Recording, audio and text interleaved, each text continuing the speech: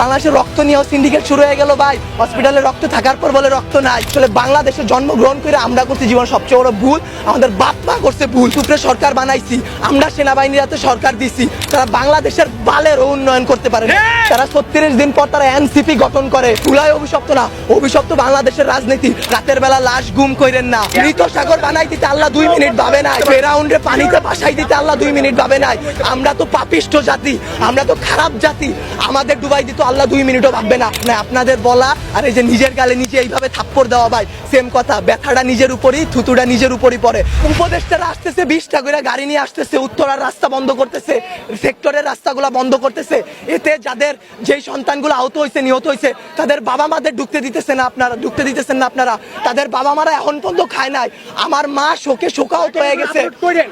আমরা 2 ভাই আসছি, আমাদের বোনরা আমরা নিয়ে গেছি। আমার এক বন্ধুর হাতের এইখান থেকে এই পর্যন্ত ওর ডান হাতের অবস্থা করুন ভাই, কাইটা ফেলতে হয় কিনা সেইটাই বোঝা যাচ্ছে না। আমার ওই বন্ধুরই ছোট ভাই ক্লাস 7-এ পড়তো, ওর ঢাকা মেডিকেলে ভর্তি আছে ভাই। কি করব বলেন? আপনারা যে নিউজ নিতেছেন ভাই, মিনিমাম মারা গেছে 150 থেকে 200-র উপরে। আপনারা নিউজ দিতেছেন এইখানে 10 জন, ওইখানে 1 জন, এইখানে 2 জন। আসলে ভাই বলতে গেলে কি, আমরা উপদেষ্টা আনাইছি, আমরা ইউসুফরে সরকার বানাইছি, আমরা সেনাবাহিনীর হাতে সরকার দিছি। গালি ভাই ওই যে চিত হয়ে স্যাপ ফেললে কার উপরে পড়ে? নিজের উপরে পড়ে। ওইরকম ভাই গালি দিলেও নিজের গায়ে খারাপ লাগে।